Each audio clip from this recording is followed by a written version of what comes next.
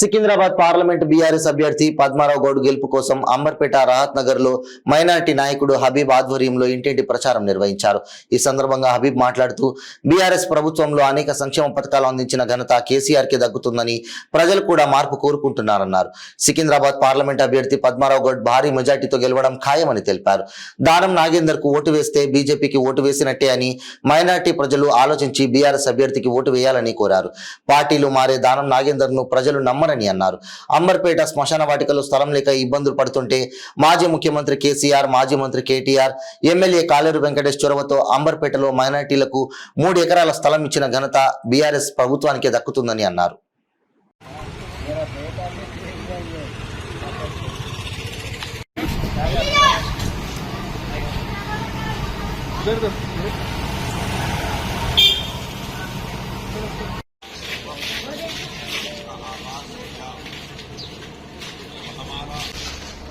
आओ जमीन भाई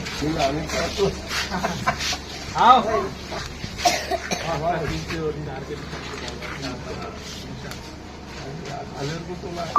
अब इनको भी लाना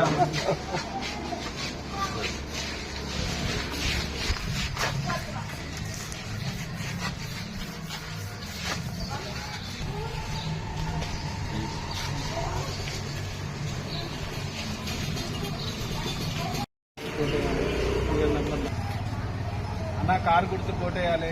సీరియల్ నంబర్ 4 మనది. పద్మారావు సార్ని మనం తీసుకోవాలి. మంచి నాయకులు మీరందరూ మీ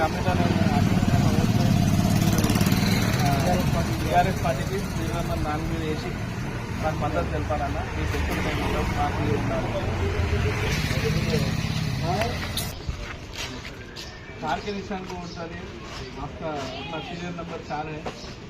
पद्माराव का सब आपको भारी अक्षर से वोटों से कामयाबी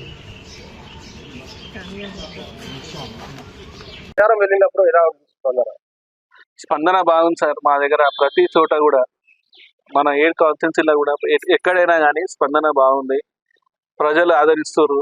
ప్రజలు ప్రతి ఒక్క దగ్గర వెళ్ళినా కానీ మేము కారు గుర్తు కోటేస్తూ మేము అడుగుతున్నాము. కారు గుర్తు కోటేయాలి. అదేనా కారు గుర్తుకే ఇస్తాం. మన సిటీలో కూడా ఎక్కడ కూడా మేము ఎవరికి అవకాశం ఇవ్వలేదు. మళ్ళీ కారు గుర్తుకే ఓటేస్తాము. మళ్ళీ మన కేసీఆర్ సార్కి మా మద్దతు అని చెప్తున్నారు. అందరు కూడా మంచి రెస్పాన్స్ ఇస్తారు. మంచిగా ఉన్నది. మాకు కూడా మంచి అనిపిస్తుంది.